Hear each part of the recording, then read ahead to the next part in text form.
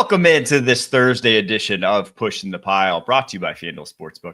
Make every moment more. We got a little off-season preview on today's show. We're going to play a little quarterback matchmaker off the top. There's, I believe, 6 teams that have glaring needs at the quarterback position for starters next year. We're going to try to do a little musical chairs, see who we think is going to fill all those needs. We're going to go through the top 25 free agents on both the offensive and defensive side of the football, predict some landing spots, and then we're going to take your guys' mailbag questions at the end of the show. Let's get into it with a little quarterback match. Hey, Mike. You know what? Good to see you. Happy Thursday. Happy USA versus Canada round 2 night in America. Okay, they play tonight. It got me thinking about how cool it is to watch these teams compete on an international playing field, or a rink. In hockey's case, baseball, we got the World Baseball Classic. I love to see, the Central American teams and playing against people from Asia and North America. I think it would be really cool if we could find a way to have these kind of competitions. And I know that they play international games. There's teams in the United States that are like non-professional amateurs that go over there and play against teams in Australia and play against the German team, whatever it is. But I think we need to pump that up. We need to get more people watching these games because I think it's super cool. And you can see the effect it has had on the country. I'm not even a ball knower as it pertains to hockey, but I'm going to be tuning in tonight. And I'm going to have a couple American lagers in my hand. And, I'm just curious as to your thoughts about not only that matchup, but what it would look like maybe potentially to have like an amateur football competition international. See, I kind of miss as a kid, growing up, like I would watch every sport. I would watch the big events. I was locked in. As an adult, having made my career, obviously football, I don't watch other sports anymore, unfortunately. Yeah, and so you do miss. Yeah, you do miss in football. Every other sport now has its thing that's kind of outside of the professional leagues, right? They have events, whether it's golf in the Ryder Cup, whether it's the World Baseball Classic, whether it's the World Cup, whether it's, everything else has this like team, universal American where overarching people get out of aspect their to usual it. rosters and play on a roster comprised of people from where they're from. I think it's cool. It's just something. It is. Something and it's something that we need the world to catch up. We need the world to catch up on football. It's obviously that's the big problem is that if there were any semblance of, we could send out a high school squad that would probably end up winning that. We're just so far away to the only country that plays this sport. So, but I do think there will be legs to it. It might be 25 years down in the road, unfortunately. Okay. Is where moving I think on to the season. I just thought I'd get that off my chest. No, it is. That's why in the football space, that's why we talk about free agency. That's why we talk about all this offseason stuff so much because there is no other distraction from, the NFL. The NFL is king. So let's get to quarterbacks. 6 teams. I mentioned it off the top. Steelers, Raiders, Browns, Jets, Giants, Titans. Out of that a little bit because Deshaun Watson's still on the roster. He's obviously had a setback from his Achilles. They don't want him to be their starting quarterback, but his cap number says he's their starting quarterback, right? When your cap number is reaching almost 9 figures at this point, because it's getting close to that. He's going to have the closest anyone's ever been to that this upcoming season. So they may be behind the 8 ball looking for someone in free agency, may not be able to put the same money other teams are, but those are your 6 teams. Your quarterbacks now that could fill them: Sam Darnold, Russell Wilson, Aaron Rodgers, Justin Fields. I think that's about it for starters. Maybe Jameis Winston. Obviously, I think Derek Carr is going to be available via trade for the New Orleans Saints. People are talking about Matt Stafford possibly being available via trade, so we could throw him into this mix if you want as well. But we're going to play a little matchmaker.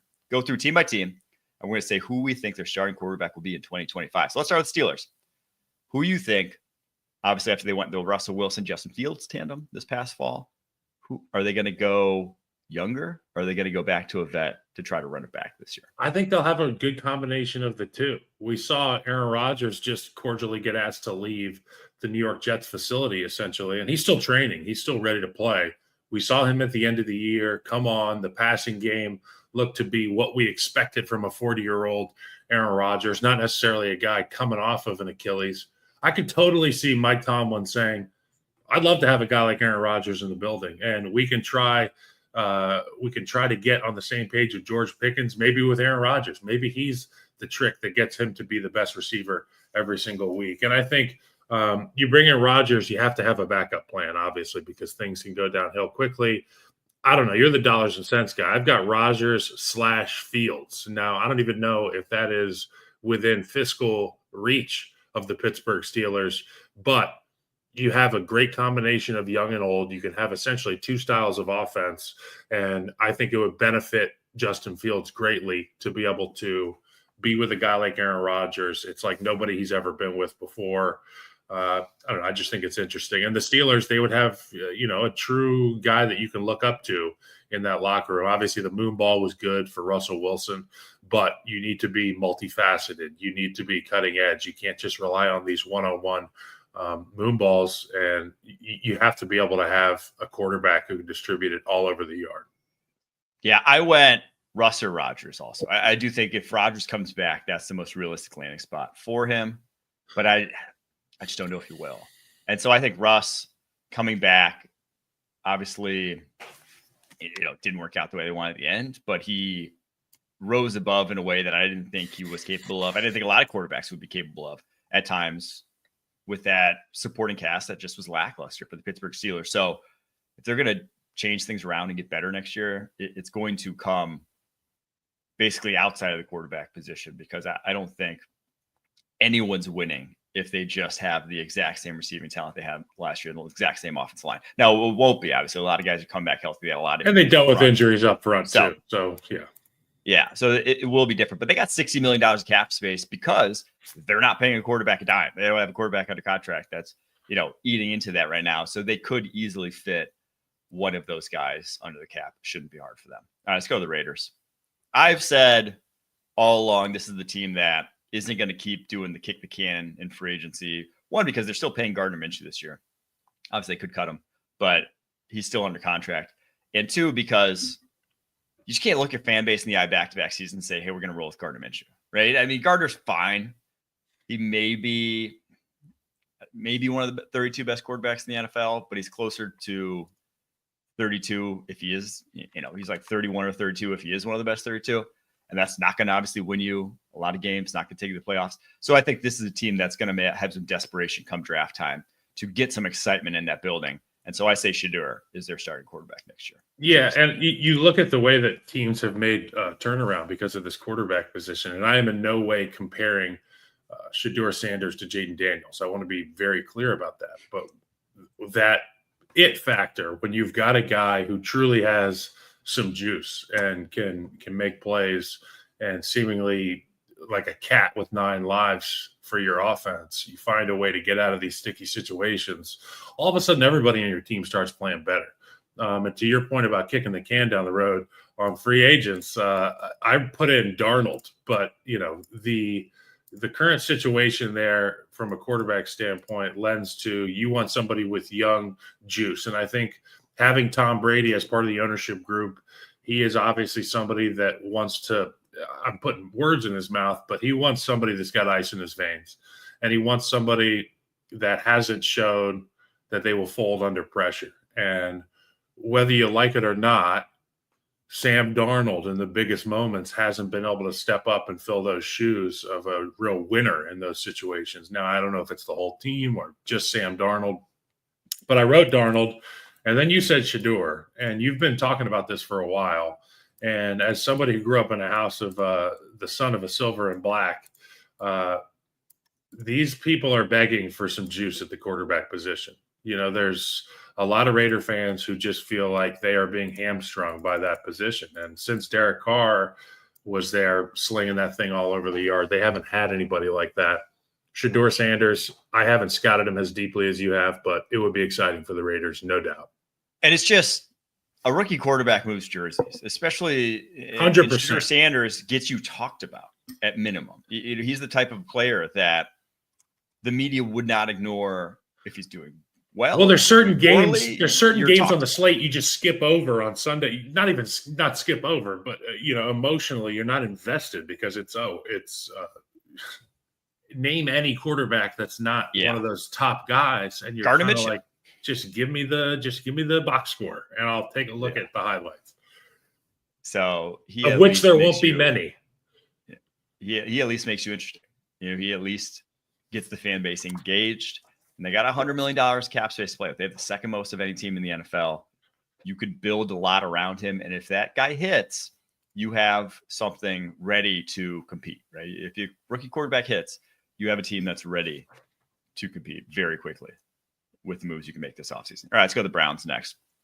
The Browns are an interesting spot because, again, we said, I believe on last week's show, probably the worst cap situation in the NFL after the Saints going forward here. Obviously, that's of their own making. A lot of that's because of Deshaun Watson. All that's because of Deshaun Watson. They just can't get that contract off their books for the next couple of seasons. So they can't go out and pay Darnold, right? They can't go out and pay, probably even Russ. I think Russ is going to be out of their price range with what he's going to be asking for. They can't go double-digit millions to a quarterback. So that's why I think their best bet is to kind of just get like a three-man competition in there. I think sign a Justin Fields, who will be cheap. I think pretty objectively, he's not going to be commanding double-digit billions of dollars. Could very well take a prove-it deal with someone if it means that he gets starting role. Justin Fields, and then draft a Jackson Dart in the second round. Top of the second round, they have the first pick in the second round, pick 33. That's obviously been a prime spot. That's where guys like Andy Dalton went. That's where guys like Derek Carr went. That's where Will Levis just went. A lot of times you see that top of the second round. Geno Smith was the top of the second round sort of guy. That feels like the path I'd go from the Browns. Yeah, Number 2 overall pick. It's too rich for a quarterback. In my opinion. Justin Fields to the Browns. It hadn't crossed my mind. But this feels like you've got to, like we talked about, juice and a playmaker, a big, strong, physical guy who doesn't have health issues. It's what you've been lacking. And you ask any guy in the Chicago locker room, you ask any guy in the Pittsburgh locker room, they rave about Justin Fields' leadership and the way that he works. Now, obviously, all the intangibles and the physical traits are something, but the leadership's a big part, and they've been lacking that big time. I wasn't in that locker room, obviously, in Cleveland, but what you show me on film is indicative of what's happening and who you are. And they didn't have the right people in Cleveland, particularly at the quarterback position. You get an opportunity to get like a guy like Fields cheap relative to the other guys. Mm-hmm. Let's go, man. I'm ready to run through a wall with that team. And also with the Cleveland Browns, they have the number 2 overall pick. More likely than not, they're going to trade Myles Garrett. You could use that number 2 overall pick in a quarterback. You might fall in love with Shedeur. Cam Ward might be there. You might pull the trigger. But you're going to have a ton of picks if you trade Myles Garrett. Maybe not necessarily in this year's draft, but like going forward, you can afford to take like one of those shots on a second or third round quarterback. A lot of teams don't like doing that. The hit rate on it's very low, but the hit rate still is rookie contract for a quarterback if the guy does hit. If you hit Derek Carr, you can make a run at the playoffs. If you hit an Andy Dalton, you can get to the playoffs quickly. It's obviously not as sexy as the franchise guy, but we've seen, every year is a new draft, and sometimes they work out. So I think they're in a position where if you have a ton of picks, you can burn one of those to shoot for the moon on a guy who could be your franchise quarterback. So it's just my feeling of the Browns, because they don't really have the same kind of options that other teams are going to have here in free agency. Let's get to the Jets, where I think we both agree on this one. This feels like, with Aaron Glenn coming over from Detroit and kind of what they did to turn around Detroit, this feels like the landing spot for Derek Carr. That it's almost like Goff was obviously a little earlier on in his career and had gotten to higher highs than Carr did. But it felt like you brought in Jared Goff, obviously made the move with Matt Stafford, to bring some stability to the quarterback position at your franchise, knowing that your floor is not terrible, because you have a defense that's so good that you just need to be not terrible on the offensive side of the ball. So that's what this one feels like. And obviously, if you're trading for Derek Carr, it's not a huge money investment.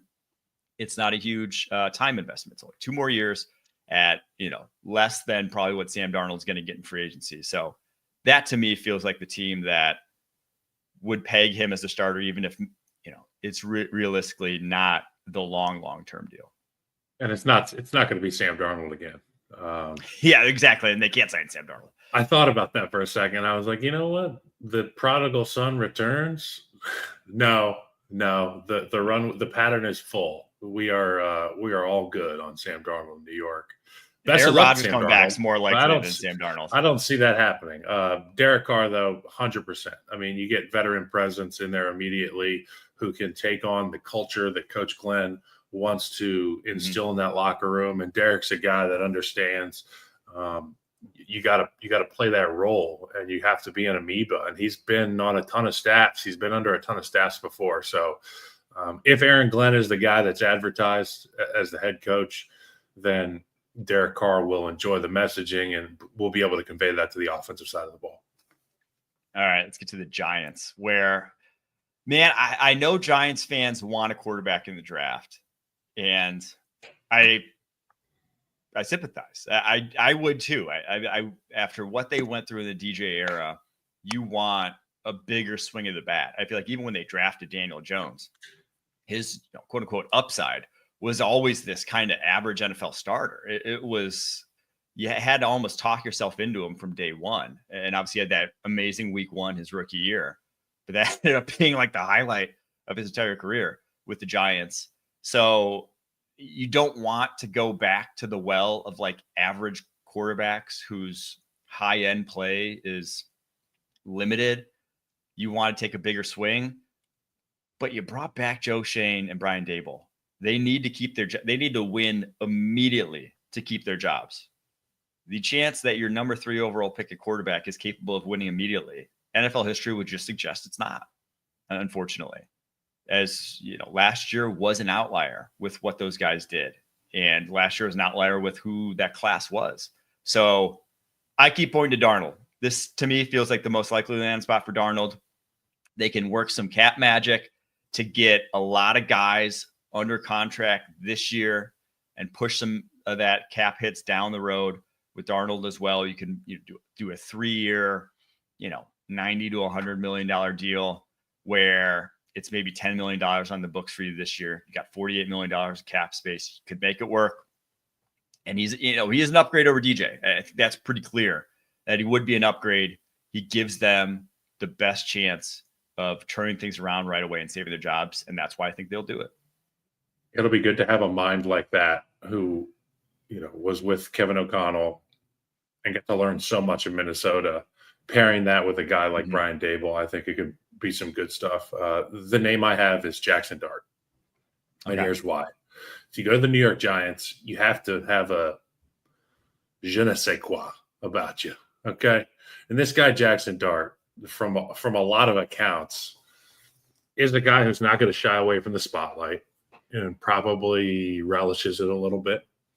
He's got the physical talents and the traits that you want to see from a quarterback. He's explosive. He's a playmaker. I think he's just dangerous enough, just safe enough, I guess, for a guy like Brian Daboll to say, I really like this guy, and I think that he can make a lot of plays, and he might pair well with that guy, Malik Neighbors, on the outside. Could be a lot of fun to watch. Jackson Dart, you could where do you think the lowest you could get him would be? Man, 30, I've gone 35, 34. Back and forth on this. I really don't have a handle because usually to go top 10, you need. I'm talking him falling to the Giants. Back to the second. Okay. Yes, that's what I'm thinking. Like Jackson Dart, I think that's very feasible, right? I think that's feasible. That to me is more feasible than him going 3rd overall. I do not see that at all. Okay. Yeah. But what I do see is them being like, we address a need in the first, or we traded out of the first and we were able to get 3 second-round picks or whatever it may be, and you could lead off that second round with Jackson Dart. Yeah, I think that's viable. And I do think this class uniquely, there's a lot of guys who I would call day 2 quarterbacks. It's obviously not every year has those, but I think Jackson Dart, Dylan Gabriel, Quinn Ewers, Tyler Shuck are all guys that if I really needed a quarterback and they're sitting there, say pick 75, I think I'm taking all of them just because maybe even Will Howard you could throw in that mix, although I'm a little bit lower on him. Some people have him in that range. and he could go in that range. But usually teams say if a guy lasts that long, there's a reason why. But I think the game's almost changed at quarterback where, Dak Prescott wasn't falling to the 4th round nowadays. So like they just go higher because people see what happens when they hit, right? People see how much prosperity Dak Prescott brought to a Cowboys franchise when he hit. Right? It just, that obviously didn't win Super Bowl, but people see what happened to Jalen Hurts and how gone to 2 Super Bowls when he hits. Like it's people see that if you can just get average to above average play at quarterback and the guy's cheap, you got to fight each all of a sudden you're right there. All of a sudden you're right in the mix. So I think uniquely in this class, a lot of guys go on day 2. All right, let's go to the Tennessee Titans. Last one here. Cam Ward. I just keep saying Cam Ward. Yeah, Cam Ward. I cannot fathom them going like, yeah, we'll take Darnold and trade back.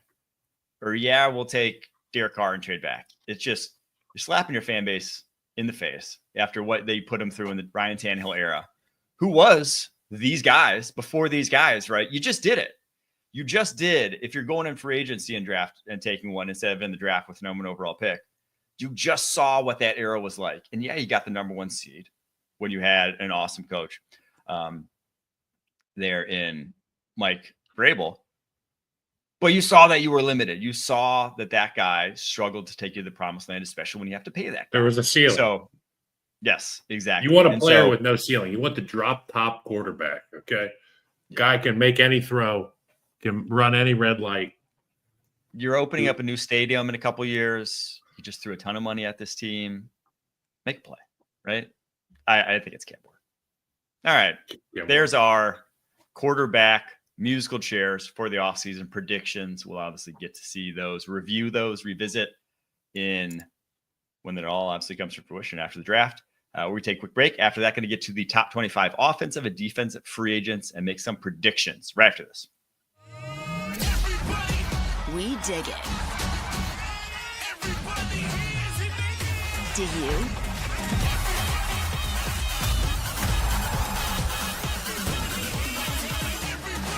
The Pro Volleyball Federation on CBS and streaming live on Paramount Plus. All right, top 25 offensive free agents. The article right now, live on CBSSports.com. Go check it out. We'll run through offense first, then we'll go to defense. I'm going to make some predictions about where we want to see these guys end up. T. Higgins, Bengals wide receiver, comes in at #1. Trey Smith, Chiefs guard, #2. #3, Chris Godwin. 4, Ronnie Stanley, the Ravens OT. 5, Sam Darnold. 6, Stephon Diggs. 7, Drew Dahlman, the Falcons center. 8, Will Freeze, the Colts guard. 9, Cam Robinson, the Vikings/Jags OT. 10, Alaric Jackson, the Rams left tackle. Kevin Zeitler, the Lions guard, at 11. Amari Cooper at 12. Hollywood Brown, 13. Mekhi Becton, 14. Nuke Hopkins, 15. Josh Myers, Packers center, 16. Tevin Jenkins, the Bears guard, at 17. 18, Zach Martin, Cowboys guard. Oh, that's just sad to see. Dude, that's 19, crazy. Najee Harris, running back for the Steelers. 20, Aaron Jones. 21, Dan Moore, Steelers left tackle. 22, Steelers guard, James Daniels. 23, Keenan Allen. 24, Brandon Scherf, Jags guard. And then 25 is a tie, actually, between Russell Wilson and Justin Fields. So let's go through the top 10 and just name some landing spots. T. Higgins, he's only 26 years old. His contract projection via PFF is 4 years at $28 million a year. I just don't see how he leaves the Bengals, how the Bengals let him leave. Can't let him leave. Can't let him. The door is open as long as Joe's got his guys. Exactly. And then when those guys are gone, they're just going to have to pick a different door. So right now, just keep the door open because you don't know where the next one is or when it's going to come about. Obviously, we love Jamar Chase and Joe Burrow, and their synergy is amazing. They're always on the same page. But there's a reason that they get some of these advantageous looks because when the numbers don't dictate to Joe Burrow to throw the ball to Jamar Chase, he's going to T. Higgins, and T. Higgins is going to make a play. And for the Cincinnati Bengals, their identity right now is we are going to score points. And I would hate to look at that offense if it was anemic without T. Higgins because it would be depressing. Like you said, you can't let him leave. Jermaine Burton not inspiring much confidence in me after his Hard Rock trips. Casino. On Saturday nights. Shout out to the Hard Rock. Shout out to the state of Florida. It's a really sweet Cincinnati's got a nice setup. Probably about 1 mile from the stadium downtown is the Hard Rock. It's right in between downtown Cincinnati and OTR. Yeah. 2 big areas. Just a real nice, you just casually can pop in. It's like the Midwest Vegas. That's what they say. I struggled to go to that far, but it's sweet. It's a good setup. It's the Bible Belt Bellagio. It got Jermaine Burton though, because he was there too frequently. Get you, dude. They got some other free agents though. I mean, BJ Hill hitting free agency, Mike Hill hitting free agency, Mike Gesicki hitting free agency that they're probably going to want to sign. $53 million cap space. I think they get it done. If he does hit the open market, that 4 years, 28 is going to like 4 years, 35 million a year. Yeah. Someone like the Patriots, someone like the Panthers, one of these desperate teams will probably fork over some cash as well. Right, young T. Higgins, that would be a lot of fun. Drake May, T. Higgins, anybody T. Higgins, but just find somebody who can get him the football. Guy can play, but guy is well deserved of that number 1 ranking. Number 2, Trey Smith. 4 years, $20.5 million is the projection. That's because he's only 25 years old. Very much feels like Robert Hunt though a year ago, where it's like he's not the best guard. He's not a top 4 guard in the NFL, but he's comfortably in that tier behind that. If you still need a guard, you're like, yes, please. Like you're still paying top dollar to get Trey Smith solves a lot of issues through his physicality. He's not going to be the highest graded player every week because that's just not the style of fighter that he is. He is like Brock Lesnar when he first got into the UFC. He's going to sprint across the octagon. He's going to try to tackle you, and he's going to hammer fist you into submission. Is it going to be clean? No. Is it going to be sloppy at times and really poor technically? 100%. Is he probably going to end up being banged up a little bit because of the nature of play that he does? And I'm not talking about injury. I'm talking about dings. I'm talking about, fingers and shoulders and stuff like that. Probably, but that's every single offensive lineman. But Trey Smith plays with an elevated physicality. So if you're a group that struggles to run the football, if you're a group that doesn't have that tone setter up front, invest in a guy like Trey Smith, because not only is he going to be the tip of the spear for your offensive line and a real leader in the room, but every single guy in that room will be challenged to pick up their level of intensity and physicality. So I love Trey Smith, really smart player, and somebody who has had a fantastic group around him and an O-line coach for the last 4 years now. And he had a great vet his rookie year. He had probably the best veteran ever, the most handsome one. That's what I've heard. Yeah. At least. But yeah, Trey Smith, I could see him, on a team like you have written Detroit Lions in here. And I'm thinking Chicago Bears or Detroit Lions, because Detroit's going to be without one of their guys as well. And we're going to get to him on this list. Yeah. Detroit Lions was like a selfish call. It would just be sweet to see put him next to Penei Sewell, and it's like that terrifying. And they got the space to do it. I mean, they got actually $51 million. Terrifying. They drafted so well of late that like they can play. They can make some moves if they really wanted to this offseason. I think more realistically, a lot of these top guys are the Patriots if they want them. They have so much more cap space than anyone else in the NFL. $128 million, which is $46 million more than the 3rd most cap space, the Washington Commanders.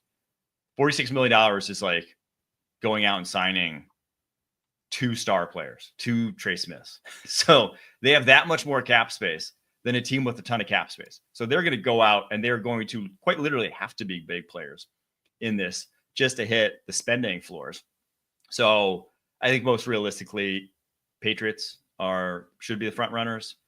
He obviously fits what they want to do with Mike Vrabel. So it should be, but selfishly, if he goes to Detroit, that would be a ton of fun to watch. All right, let's go to Chris Godwin, number 3 on this list. I love this guy. I do too. He is 29 years old. He is coming off that gruesome ankle injury. So obviously this will take a physical to probably get. The projection for him is 3 years at $20 million per year. I don't think he's back with the Bucs. 1, because the Bucs have kind of been tight up against the cap. 2, because Jalen McMillan's sort of emerges at the end of the year and makes him expendable. But I still think he'll be in demand. My call here is the New York Giants. I think they want a little bit more reliability across from a guy like Malik Neighbors. Darius Slayton, awesome, hitting free agency. I think he'll be in demand as well, but guy has very, very inconsistent hands. And if you're going out and you're trying to save your job, you want a vet wide receiver and you want a quarterback, right? And that if you get those two guys in tow, you should be able to have a competent offense and then ergo save your job. So I think the Giants is the one where I'm kind of have my eye on with him. I don't know about yourself. Who do you think? I love that you put Giants there, and I hadn't thought about the Giants. But when you think about the things that Malik Neighbors can do from a vertical standpoint and just taking the top off the defense in conjunction with a guy like Chris Godwin's skill set, which is the underneath balls, the short of the sticks routes, and then be able to get that yak. He's an explosive guy with the ball in his hands. There's only a handful of teams I think are great on third down, and I feel like every single one of those teams has a guy like Chris Godwin who can turn a 3-yard play into a 15-yard play.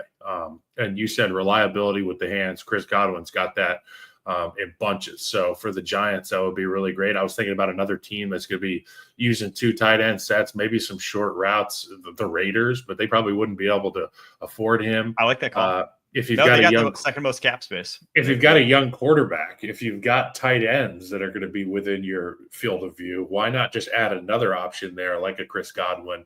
You could end up looking like that Jared Goff offense, where it's 1, 2, 3 step throw, and somebody's open and somebody's going to get you chunks. I like that call a lot, actually, with the Raiders. All right, let's go to Stanley at number 4, off sack with the Ravens. The projection from PFF is 2 years at $20 million a year. Obviously a shorter deal because he's 31 years old, or will be 31 years old by the time next season starts. And prior to last year, he had 4 straight seasons where he barely played with injury. So injury history going to be a factor here. Penalties going to be a factor. He had 15 last year. And obviously blocking for Lamar Jackson a little bit 4 easier. of them were week 1, night 1. It was that bullshit rule where they were trying to get our offensive tackles to move up. It's hard enough. Let us get some leeway, okay? You tried to make an example of my guy, Ronnie Stanley, who's a brilliant player. We've talked about it a number of times. Harry Heastand disciple automatically just fit him for the gold jacket because he played at Notre Dame, right?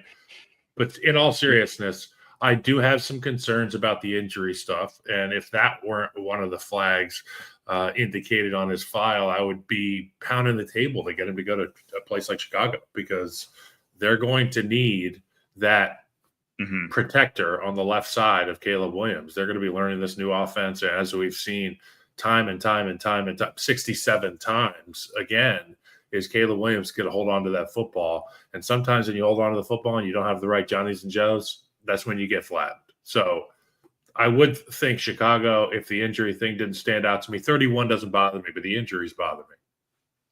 I think the Patriots and the Bears are your 2 teams that will be knocking at his door, being like, what's it going to take? Yeah. Ultimately, I think he signs back with the Ravens. I think they know the value of a left tackle. He's been there forever with Lamar. Dumb franchise. They aren't going to leave themselves just holding their you-know-what at the left tackle position. When you have Lamar Jackson, you have this window. They will figure out a way to keep that guy a Baltimore Raven. All right, number 5, Sam Darnold. We discussed him already off the top. PFF projection with him, those 3 years, $41.25 million per. I think that could happen. If it does, it would be a lot of funny money on the back end that he may never see. But I think it's going to end up more realistically, like the first 2 years of his deal are going to be something like $15 million cap hit, $30 million cap hit, and then like a $50 million we'll see at the very back end that he may never get to. Stephon Diggs, number 6. This one is probably the one I disagreed with most, having watched him last year, coming off an ACL at 31 years old. A 1-year, $16 million projection I don't see. I don't think he's going to be that in demand. The team He's dating Cardi B. He's with Cardi B out in the streets. Ooh, I'm not up to date on pop culture the way. Well, this indicates to me that you're not going to get a return on your value. Okay, I saw what she did to what's his name, Offset. Dude, yeah. And I tend to think so. I don't think he's worth $16 million on a 1-year deal right now, especially coming off an ACL. The team that I highlighted, Pittsburgh Steelers, as a potential, obviously with what they've been able to do, reining in vocal wide receivers, shall we say. So one of the few places that I think would take them. I just don't think a lot of places you're like beating down the door for a 31-year-old guy who's been ran out of town at 2 different stops already. So maybe Texans obviously always could resign there depending on how they felt about him year 1. And he's not a he's not a green flag culture fit. You know, some people have green flags, and they're like, we'll sign him regardless. You know, like he gets along well with the guys in the room. He does well with. It's a question mark for me on Stephon Diggs, and it got me thinking about where would be able to handle his personality and all the things that come along with Stephon Diggs well. And I could see him with that Raven on his helmet. I could see him in Baltimore, just being another guy that they can throw at you because, you know, they're just a rolling butcher block of knives or whatever. All right, next up, Drew Dahlman, center for the Atlanta Falcons. You've discussed him a lot. He's only 26, first time hitting free agency. Projection for him, he's a great run blocker, not as great in pass pro. 4 years, $11.5 million. And good for him. Chicago Bears. I like Chicago Bears too. Yeah, I mean, it starts with the center position. And particularly when you have a young quarterback, when you break the huddle and you go to the line of scrimmage, instead of having one set of very young eyes looking at the defense, it's nice to have that insurance policy of a guy who has seen a lot of things. Obviously, he's not a really salty vet yet, but he's a veteran at this point in his career. He will be able to help Caleb Williams pre-snap, which will in turn be able to speed or slow things down for Caleb Williams post-snap. I just think it's really important to solidify the inside of that offensive line, which is, you know, you've named 3 linemen so far, and I pitched them all to the Bears. It's funny, but that's a reality situation when you've got the round 1, pick 1 quarterback who's coming into his second year, who's sacked nearly 70 times. You need to do whatever on God's green earth it takes to get your offensive line shored up. All right, next one, Will Freeze, guard for the Colts. 4 years, $14.3 million per is the projection. He's only 27 years old. I highlighted the Jags. I highlighted the Jags with him because Brand Scherf obviously may retire. He's a free agent. They got that massive need at right guard. I think it makes a lot of sense with, you know, robbing some other team from your division. So that's the team I would look at with him. But with not a lot of offensive line talent for agency, I think all these guys will be in demand. Next one, Cam Robinson, Vikings left tackle. 3 years at 18.7 per is the projection, which, yikes. I mean, he's about the left tackle that you probably don't need to replace, but you always want to do better when he's in there. I think that's like the level you would call him at. Where you're like, you're upset about him, you're unhappy about it. You probably could still have an. Who else? If not him, then who?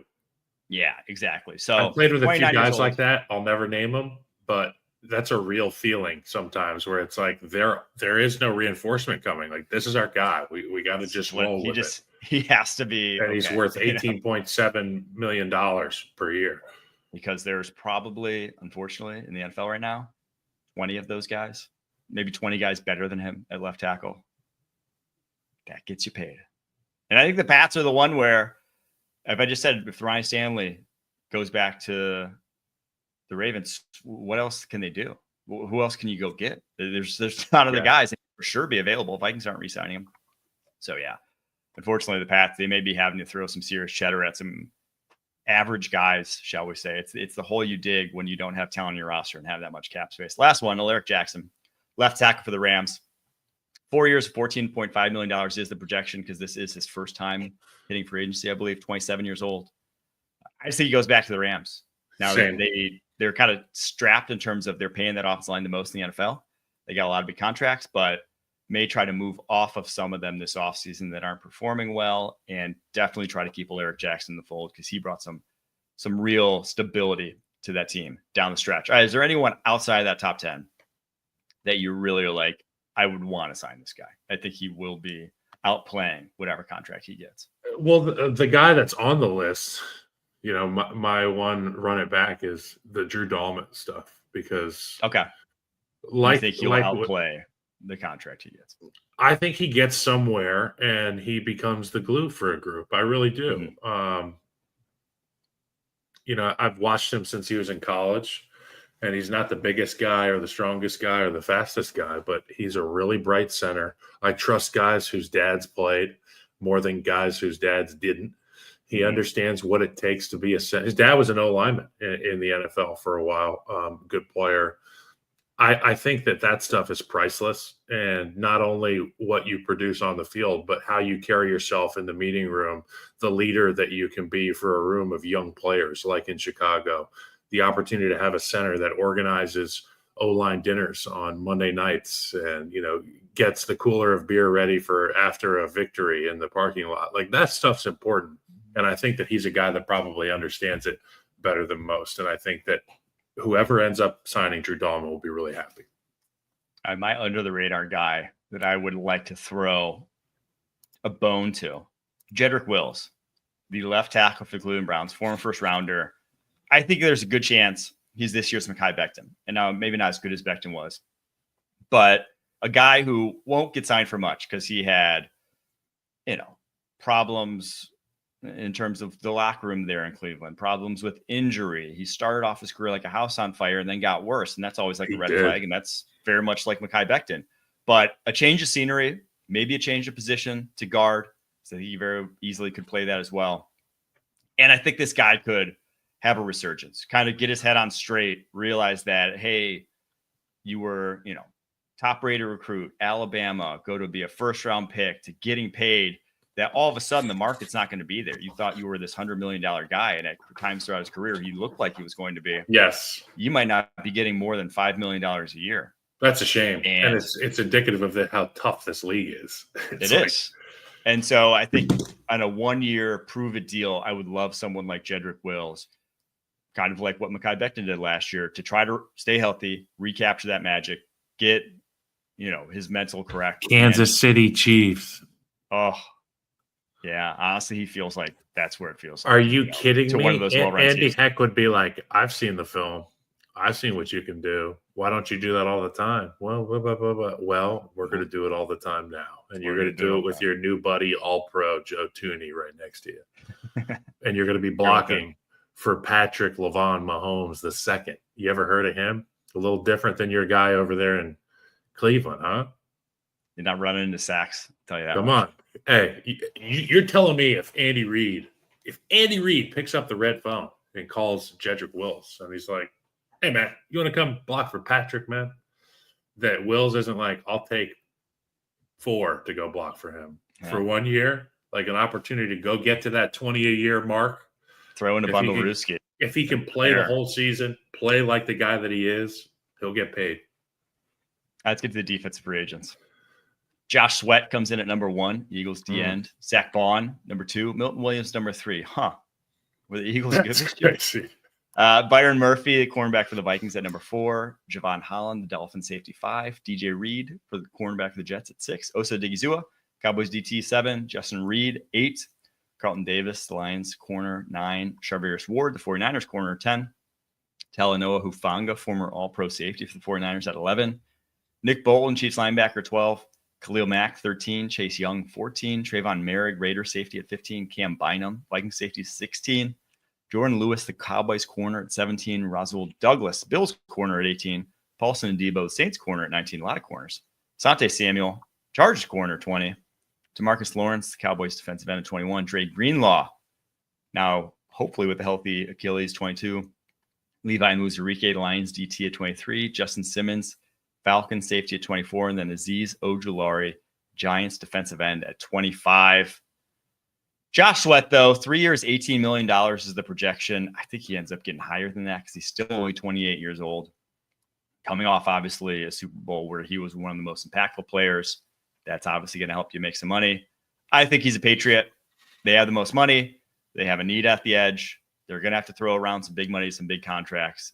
Feels like this is a guy that, coming off a Super Bowl win, you would want in the fold there. Yeah, Josh Sweat. I mean, talk about playing your best when your best is needed. And the impact he'll have somewhere is immediate. This game's all about throwing the football around. And when you've got a guy who can go out there and win on the edge, you got a real winner in the building. So find a way to get him. There's a reason he's number 1 on this list. And it's funny, there's 3 Eagles at the top of the list. And you said, were the Eagles good this year?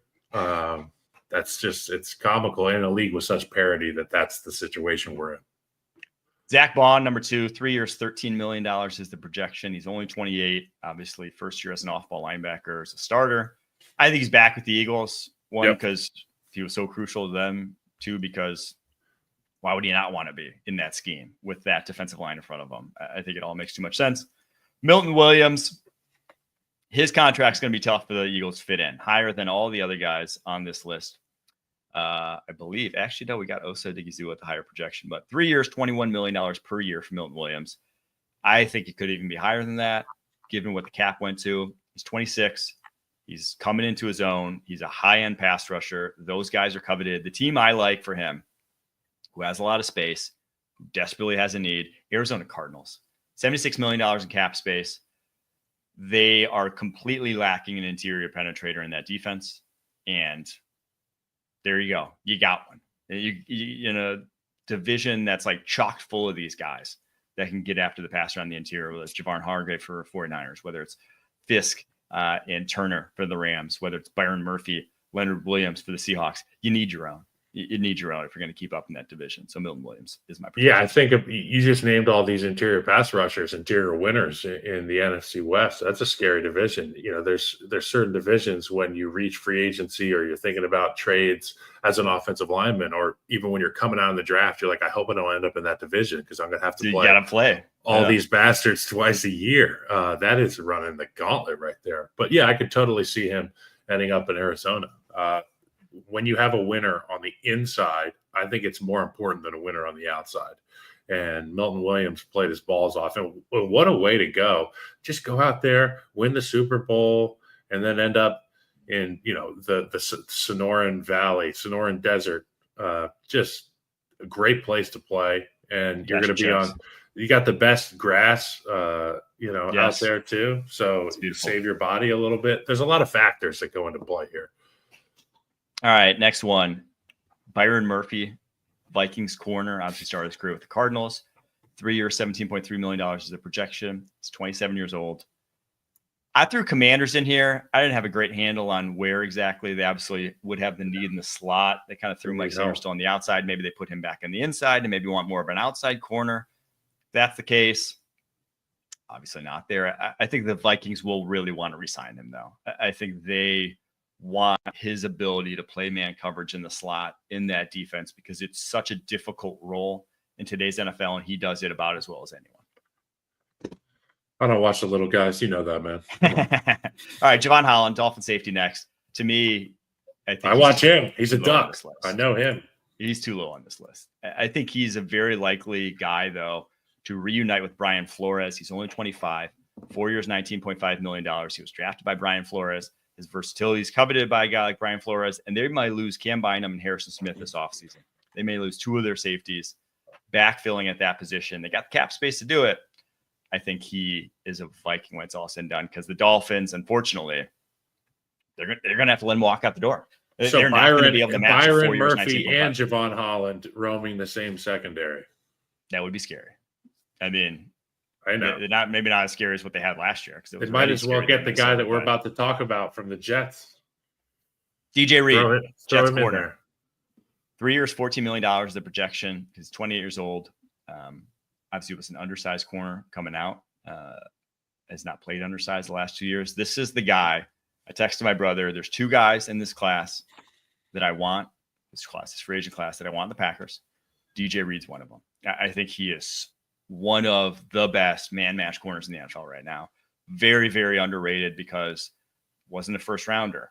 Doesn't have the traits that, jump off on the tape. But he's a munchkin. Good and is skilled. Yes.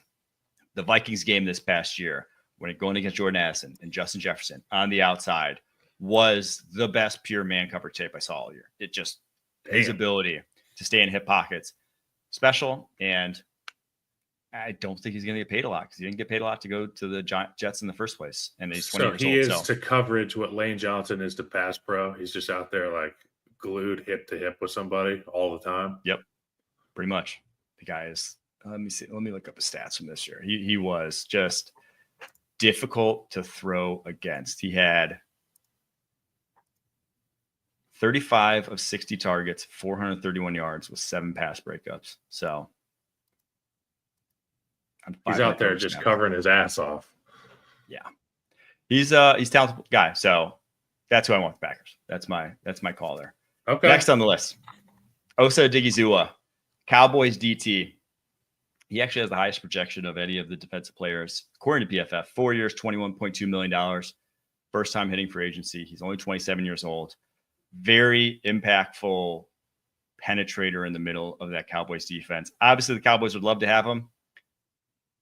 The numbers don't add up. I don't think they could fit him in there and Micah Parsons. Because of that, the team I would love to sign him is the Chargers. I think they need the interior help. They got the fifth most cap space in the NFL. They've obviously last year, they went more under the radar free agents. They didn't pay top dollar to guys.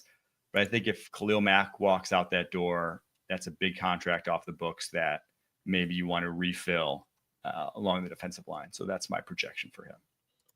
Chargers, man, they just have a bunch of badass. If he rolls in there, that defense I expect them to be. Defense always has an edge. If you get a guy, they've had two edge rushers and good physical back end play, smart, heady safety play, and stuff like that. You throw a guy in the middle, and you got a bunch of different parts working well together. I could see that. A team who would need him if money didn't exist is the Kansas City Chiefs. I think a guy like that would be able to bolster that middle. You got bullied throughout the playoffs and in the Super Bowl. I don't know. They're going to be tough signing free agents. They're probably going to go. They don't have any money. Basement bin, which can be fruitful. I mean, McElmore, Chargers last year. You saw the Chargers get guys like Poona Ford last year to revitalize that defense. Yeah, it can be done if you're good at identifying talent for your scheme. All right, next one. Speaking of the Chiefs, Justin Reed, 3 years, $15.5 million. The projection. He's 28 years old. The team I love for him, and we'll get to them also a little later in the mailbag because someone asked about him. But the Denver Broncos, PJ Locke was not good last year, shall we say. They need someone. The run defense was kind of a problem. They need someone that can run the alley well. I think Justin Reed's about as good as that as any safety in the league. So you hit on Brandon Jones at one of the safety positions. I think adding Justin Reed there or going to the draft, they're going to be looking to upgrade that position. Carlton Davis. That would be beef in the division. Justin Reed in Denver. That would be a lot of fun. All I'm saying. Carlton Davis, cornerback for the Lions, 3 years, $14 million of projection. He's 28 years old. I think he just follows Aaron Glenn to New York. I think Glenn wanted him. That's why they traded for him. He utilized him as a number one type of corner to press at the line of scrimmage a lot. Perfect fit for the defense. Put him across from Sauce Gardner, and then you free yourself up come draft time, not having to pigeonhole yourself in the corner. And the last one, Charvarius Ward for the 49ers. 3 year, $14 million, 14.5 is the projection. He's 29 years old. Feels like the 49ers are just going to want to keep him. But there's a lot of corners. So if you need a cornerback, it is a good year for you to find one. My under-the-radar guy didn't even make this top 25. The second guy I want the Packers to sign, Malcolm Kuntz. Tore his ACL prior to last year, looked like he was on the path to maybe not stardom, but potential Pro Bowl-esque type of season. Had over 60 pressures in 2023. Obviously coming off the ACL, missed the entire season. Will come probably at a discount. Because of that, I think he's one of the more under-the-radar free agents that I can't wait to see. Did Bobby Wagner retire? Okay. No. That's my under-the-radar guy. That's who you want. I'm looking at this list, and I don't see Bobby Wagner on there. And if I'm a team that plays the game of football, I want a guy like Bobby Wagner. I don't care how old he is. He is still just ageless. I mean, he just does things so well at the linebacker position in terms of just reading assignments, tackling, playing the run. He's not going to stop doing that anytime soon. I always used to wonder blowing up running backs in pass protection. Yeah. I mean, guys that played I feel like linebackers recently haven't played until they're mid to high 30s. I think the last one I remember was Patrick Willis. It was a decade ago. Like London Fletcher and Patrick Willis. And I thought it was just a thing of the past, right? Bobby Wagner proving that. Bobby Wagner and Demario Davis proving that is not a thing of the past. I think Roquan's gonna play till he's 40. You think so? He's another guy. He just loves ball. All right, we're gonna take a quick break. After that, going to get to your guys' mailbag questions right after this. I feel home when I see the faces that remember my own. When I'm with my friends, I feel home. All right, first question comes from Fredericks JK. He asks, fellas, is it just me or does it seem like practically every team is looking to improve in the trenches this offseason? Do any teams come to mind other than the Eagles, maybe, where O-line and D-line are not priorities? I mean, no, he's true. Everyone is looking. Hold on. Put that question up again, Harry. I just want to. So, do any teams come to mind other than the Eagles, maybe, where offensive line and defensive line are not priorities? So, you're saying that the Eagles have it taken care of. Buffalo's got a good group up there. They want D-line. But I'm thinking O-line. I'm thinking O-line here. I'm an O-line centric guy. But, yeah, they need rushers. Philadelphia is the unicorn. You know what I'm saying? And still, they've got Josh Sweat, Zach Bond, Milton Williams on this list that we just went through. So they're going to leak as well. But yeah, offensive line, defensive line will always be where the game is won and lost. You just go take a look at that Super Bowl. And when you don't have to blitz and you can sit back there in coverage and rush the passer with 4 guys, more often than not, you're going to win the football game.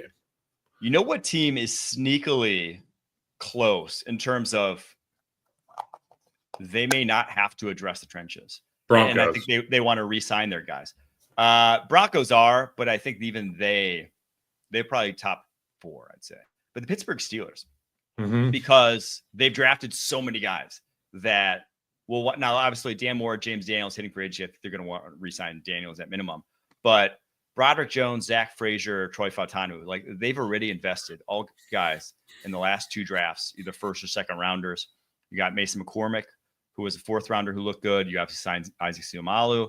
So if you re-sign James Daniels, they may not actually address the trenches in the draft. They have their O-line, so many guys they've just taken, and their D-line, obviously, we know all about that. So they're kind of sneakily there. But if you watch Super Bowl, you know that you can never have enough. They play, your 3rd string tackle, DT plays 20 snaps a game, and you want those 20 snaps to be just as good as your 1st string DT, because that's when big plays get made. All right. Next question here comes from Badass Warthog. This is a Pro Bowl guard for the Bears. What type of traits do you want from your center? I want somebody who wrestled. I want somebody who had older siblings. I want somebody who has a low cut in terms of short legs, long upper body.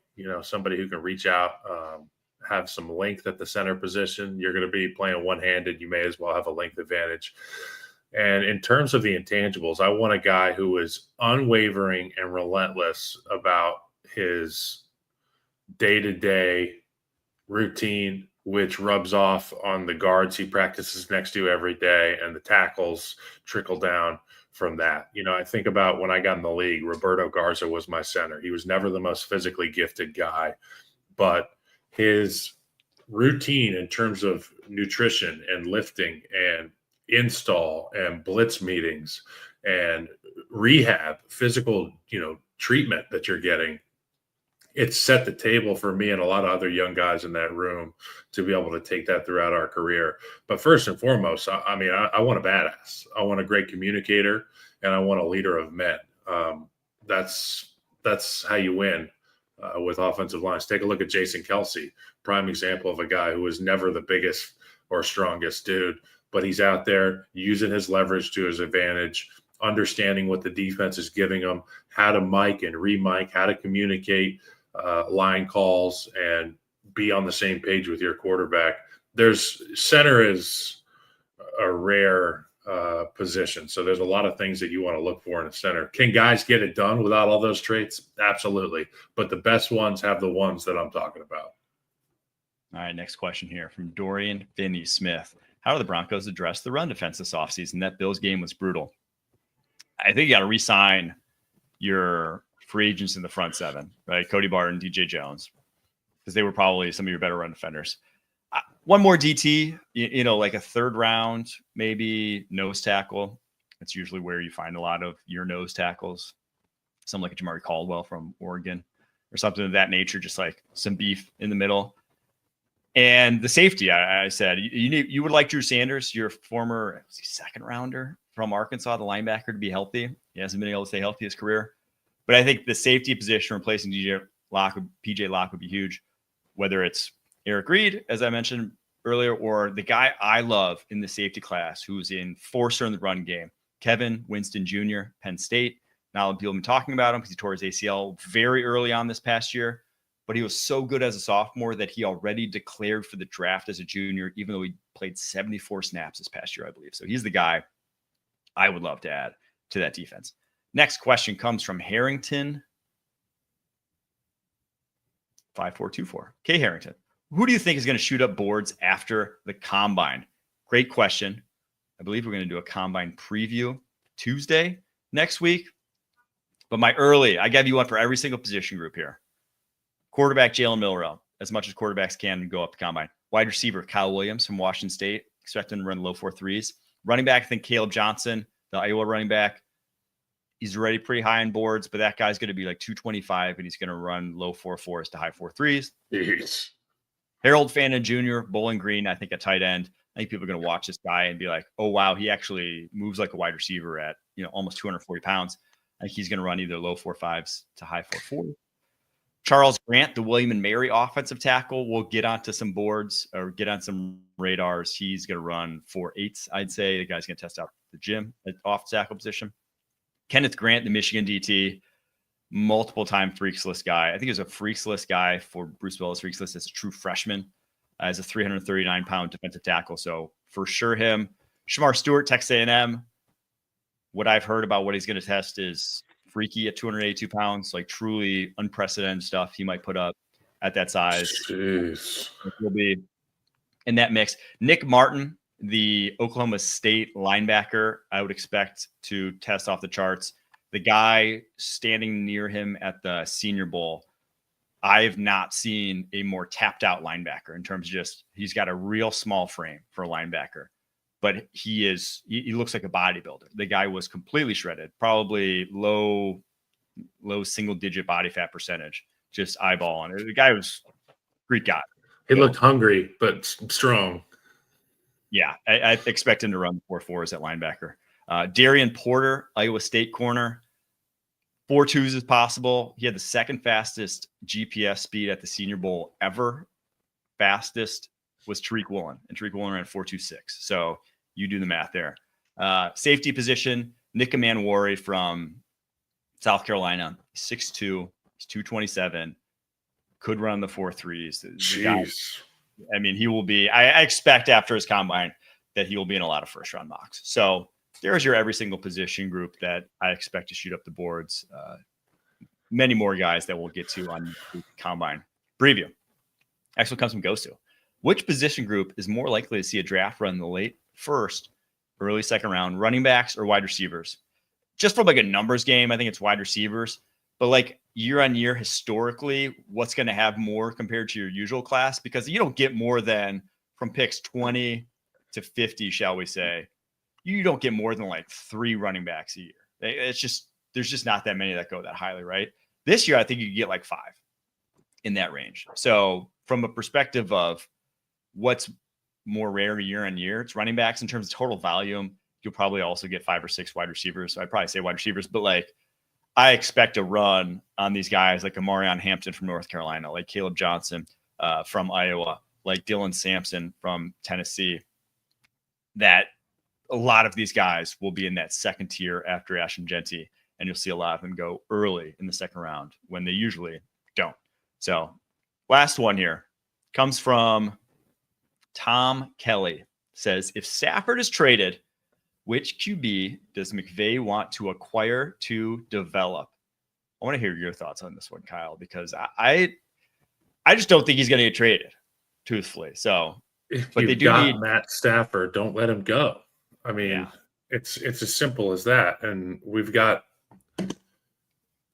so much tape to prove that Matt Stafford and Sean McVay work really well together. And I want to ride that thing till the wheels fall off. I always thought that when Matt Stafford's done, maybe Sean McVay just takes his ball and go home. So if they do end up without Matt Stafford, is Sean McVay even in the building? because does he want to go through that? Does he want to go through that process of developing young talent? You tell me, who's the guy that you think would pair well with Sean McVay's offense that is not in the National Football League right now? Well, that's the thing is I don't think they're taking any of these quarterbacks in like the first round. Like that, I just don't see that being the case. And that's why I don't think you're trading Stafford, especially this year, because there's just not an easy replacement. I do think it's about time for them to just be like, hey, and especially in this class that I mentioned, there's a lot of day 2 guys. Hey, let's get someone to develop. It may not work out, but let's get someone to see just what we can do with them. Obviously the 49ers, you've seen what they've done with quarterback development, getting a guy in the 7th round, Brock Purdy. I think Sean McVay is going to want to try his hand. The guy I am most intrigued by, if they were to go to there, Tyler Shuck, Louisville quarterback. He had a massive breakout year. Has been so. I saw that guy. His career. He's a freak. He goes left, throws right. He can great arm talent. Off platform freak. And for 3 straight years, he couldn't stay healthy prior to this. Prior to transferring to Louisville, was at Texas Tech. Had like a shoulder, a broken ankle. He had everything. Bad luck. It might not have been a broken ankle, but he had a bunch of injuries. Bad luck. Finally healthy this past year at Louisville.